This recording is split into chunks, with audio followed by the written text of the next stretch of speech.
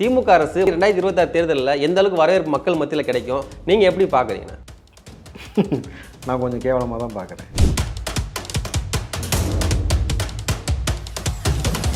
நேற்று பெரியார் அவர்கள் வைக்கம் போராட்டம் நூற்றாண்டு விழா அதில் பேசுகிறாரு, பெரியாரோட வழியில தான் நாங்கள் செயல்பட்டுக்கிட்டு இருக்கோம். பெரியாருடைய நிகழ்வு குறித்து அவர் பேசினார்ல, நான் கூட கேட்டேன் தம்பி, இதானே பலாத்கார போராட்டம் தங்கச்சி புனை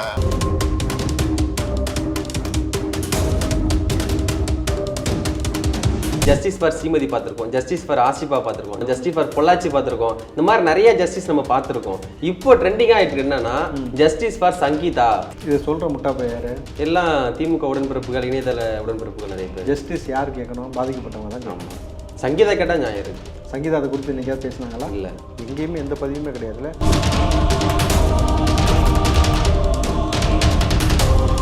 ஒரு பேரிடர்னு வரும்பொழுது அதிமுகவை காணவில்லை, விஜயை காணவில்லை, நாம் தமிழரை காணவில்லை, ஏங்க வரணும்? ஏண்டா வரணும்? அதுக்கு தாண்டா ஆட்சி. திமுக காரன் காண நாங்கள் சொன்னோமா? நாங்கள் சொல்வது அரசாங்கத்தில் இருக்கக்கூடிய பணம், அரசாங்க மக்களுக்கான பணம், மக்களை காப்பாற்றுக்கு தான் அந்த பணம் மூலம் நீங்கள் எடுத்து செய்யணும். நீங்கள் செஞ்சீங்களா?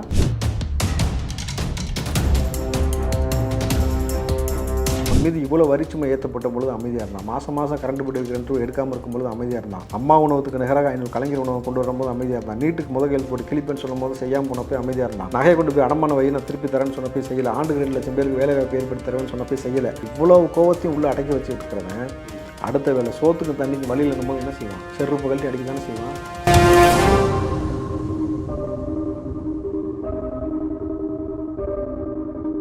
DMK files 3. நான் இவரையும் சுந்தர் சியும் ஒரே மாதிரி தான் பார்க்குறேன். அவர் தான் அரண்மனை 1, அரண்மனை 2, அரண்மனை 3 வெளியிட்டார். இவர் டிஎம்கே ஃபைல்ஸ் 1, 2, இப்போ 3. இது வரைக்கும் இவர் வெளியிட்ட 2 ஃபைல்ஸோடைய தாக்கம் இல்லை. நீங்கள் தானே சவால் விட்டீங்க 2024 எலெக்ஷனுக்கு பிறகு திமுகன்ற ஒரு கட்சியே இருக்காதுன்னு. நீங்களும் மோடி 2 பேரும் சபதம் போட்டிங்களே. நீங்கள் சொன்ன ஃபெயிலியர் ஆக்டர் இன்றைக்கி துணை முதலமைச்சர் உட்காந்துருக்கிறார்.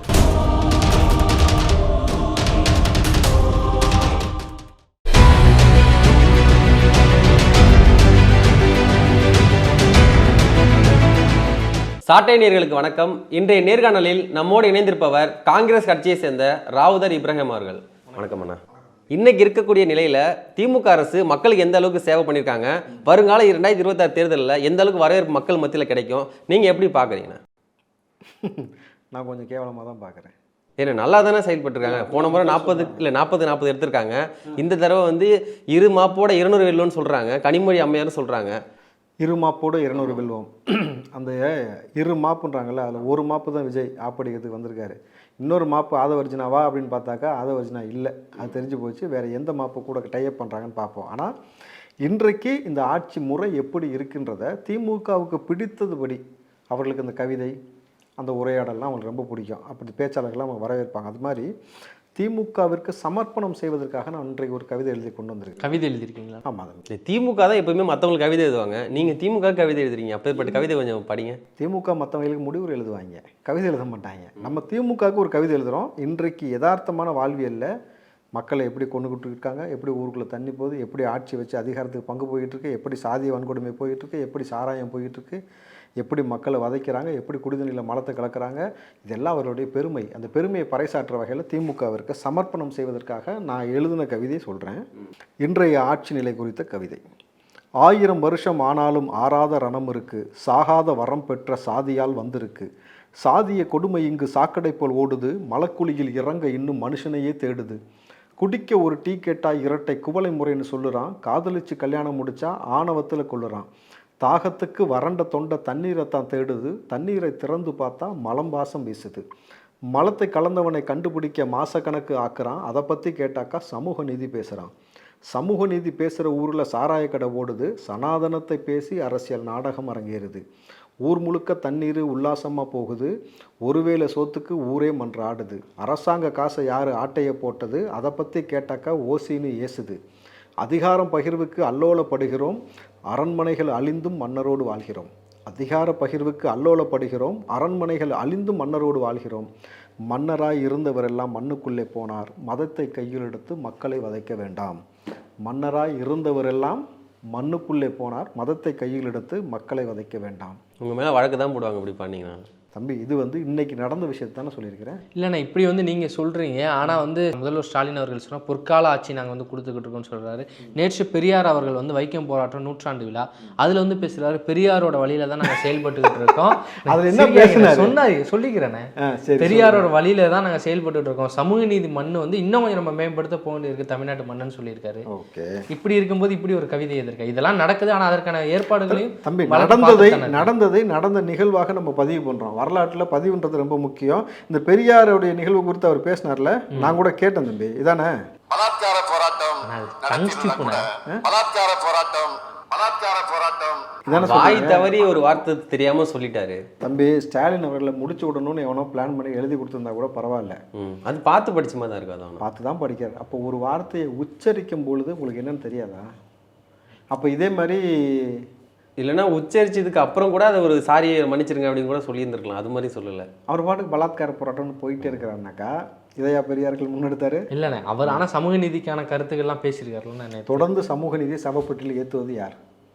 திமுக தான். இதில் என்ன மாற்று கருத்து இருக்க முடியும்? இல்லை, இப்போ அதிமுகலாம் இதை செய்யலீங்களா கடந்த காலத்தில்? கடந்த காலத்தில் அதிமுக செய்தா, இந்த காலத்தில் வந்து நாம் ஏற்கனவே நம்ம நீண்ட நெடிய ஒரு பேசியிருக்கிறோம். இந்த ஆட்சி காலத்தில் தான் மெத்து விவகாரமாக இருக்கட்டும், கஞ்சா விவகாரமாக இருக்கட்டும், காவல்துறை வெட்டினதாக இருக்கட்டும், இராணுவத்துறை வெட்டினதாக இருக்கட்டும், விஓக்களை வெட்டினதாக இருக்கட்டும், ஏன் பெண் அதிகாரிகளை பலன்னு அறையிறான் ஒருத்தன், கரெக்டுங்களா? அவன் இன்றைக்கி சேவகர் பாபு பின்னாடி நின்றுட்டு சேகர் பாபு பேட்டி கொடுக்குறாரு, கூட நின்றுட்டு இருக்கான் ஒருத்தன். அப்போ இந்த அளவில் ஆட்சி லட்சணம் இருக்கணும் பொழுது இப்போ நம்ம எதை பேசணும், எதை பற்றி முதல்ல பேசணும்னு ஒரு விஷயம் இருக்குல்ல.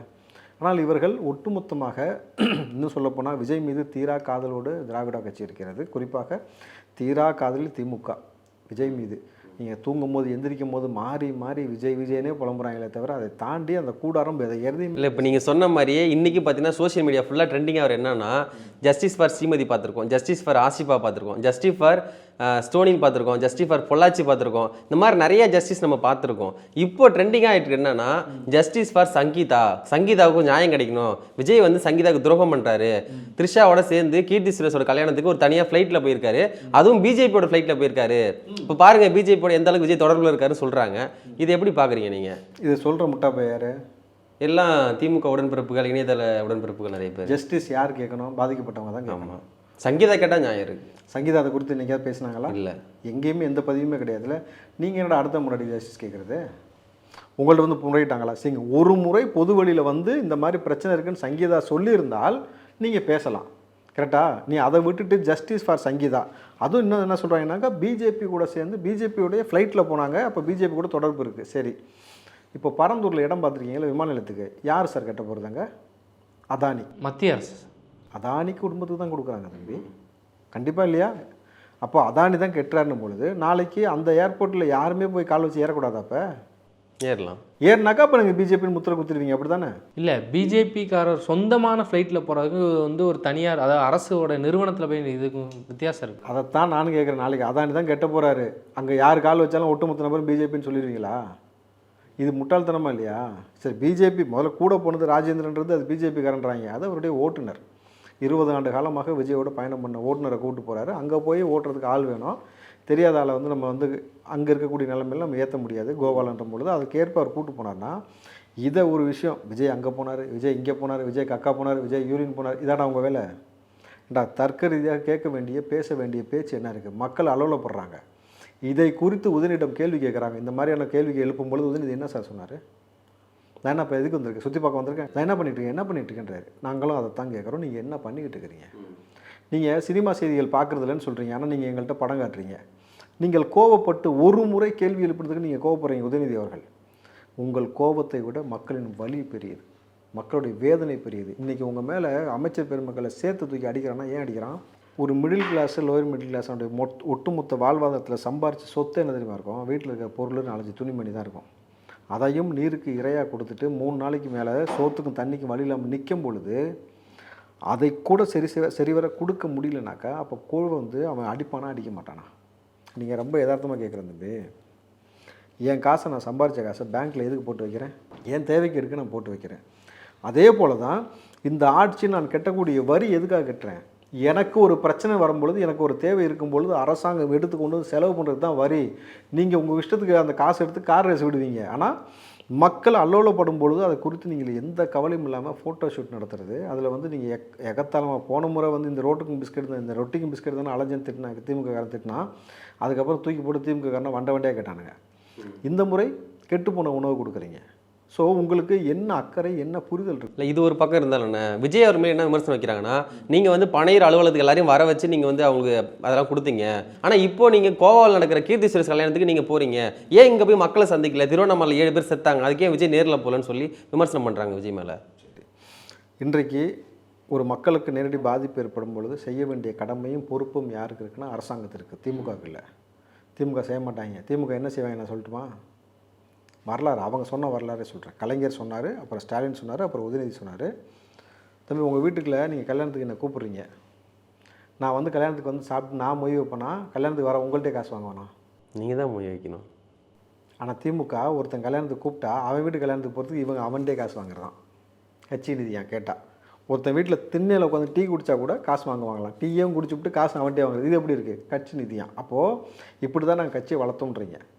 அப்போது திமுககாரன் செய்கிறத பற்றி நான் இங்கே பேச வரல. ஆனால் ஒரு அரசாங்கம் செய்ய வேண்டிய கடமையும் பொறுப்பும் அவருக்கு இருக்குது. நான் என்ன சொல்கிறேன்னா, விஜயை உங்களுடைய கட்சி நபர்களை நீங்கள் ஒட்டுமொத்தமாக போய் மக்களுக்கு இறங்கி சேவை செய்யுங்க, அதை செய்யுங்க, இதை செய்யுன்னு சொல்கிறீங்களே, விஜய்னு கிடையாது. இங்கே இருக்கக்கூடிய பிற கட்சிகள் வந்து முதல்ல அதை நிப்பாட்டுங்கன்றேன். நீங்கள் என்ன செய்யணும்னாக்கா, அரசாங்கத்தை செய்ய வைப்பதற்கு நெருக்கடி கொடுக்கணும். நீங்கள் உங்கள் சொந்த பணத்தை தூக்கி கொடுத்துட்டு நீங்கள் நாளைக்கு வாழ்வாதாரத்தில் நிற்க ஒன்றும் இல்லாமல் நிற்கிறதுக்கு ஒவ்வொருத்தரும் கட்சிக்கு வரல. கரெக்டுங்களா? கட்சி மாதம் ஆனால் ஒரு துயர் துடைப்பு தான்ண்ணா. நம்மளால் முடிஞ்சது நம்மள்ட்ட இருக்குது, இல்லாதவங்களுக்கு கொடுக்கறது ஒரு நன்மை தானே தம்பி. அது தனிப்பட்ட முறையில் ஒவ்வொரு மனிதனாக முடிவு செய்து கொடுக்கணும். அதை யாருமே தடை சொல்லலை. ஆனால் நீங்கள் எதற்காக உங்கள் கட்சி நபர்களை இப்படி இன்சிஸ்ட் பண்ணி கொடுக்க வைக்கிறீங்க? யாரை கொடுக்க வைக்கணும்? அரசாங்கத்தை. ஆட்சியில் உட்காந்துருக்காங்க, கழட்டுறதுக்காக உட்காந்துருக்கிறீங்க. மக்கள் அளவில் போகிறாங்க. அவங்க நிதி இல்லைன்றாங்களேண்ணா, கொடுக்குறது நிதி இல்லை எங்ககிட்ட. 200 கோடி தூக்கி போட்டு கார் ரேஸ் நடத்த உங்களுக்கு எங்கே இருந்துச்சு நிதி? அப்போ நீங்கள் நிதி இல்லைன்றீங்கன்னா 3 முறை வெளிநாட்டுக்கு போயிட்டு வந்திருக்கீங்களா? எதுக்காக? உலக முதலீட்டு மாநாடு ஈர்த்து கொண்டு வந்திருக்கின்றீங்களே, பல ஆயிரம் கோடி உள்ளே வந்திருக்குல்ல, அந்த காசுலாம் எங்கே போச்சு? அப்போ வந்துச்சா வரலையா? போய் சொன்னீங்களா? அப்போ 2ல் 1 சொல்லுங்கள். இல்லையா கொடுங்க, வெள்ளை அறிக்கை கொடுங்க. ஒரு மக்கள் மீது வரிச்சுமை கூடக்கூடாது. பல ஆயிரம் கோடி இன்வெஸ்ட்மெண்ட்டாக உள்ளே வந்துருக்குன்னா எனக்கு வரிச்சுமை கூடிக்கொண்டே போகிறது பொழுது எப்படி கூடுது? அப்போ உங்கள் சௌகரியத்துக்கு எல்லாத்தையும் செய்கிறீங்கல்ல, இதை நிப்பாட்டணும். அப்போ ஒவ்வொரு கட்சியும் தனிப்பட்ட முறையில் நீங்கள் எப்போ வேணால் விசேஷத்துக்கு கொடுங்க. ஒரு நல்ல நாள், ஒரு தீபாவளி வருது, பொங்கல் வருது, கிறிஸ்மஸ் வருது, எதுக்கோ உங்களால் முடிஞ்சதை நீங்கள் மக்களுக்கு உங்களுடைய பகுதியில் கொடுங்க. ஒரு பேரிடர்னு வரும்பொழுது என்ன மத்திய அரசாங்கம் கொடுக்கணும், இங்கே இருக்கக்கூடிய மாநில அரசாங்கம் கொடுக்கணும். அதற்கு தான் அரசாங்கம், அதற்கு தான் காசு.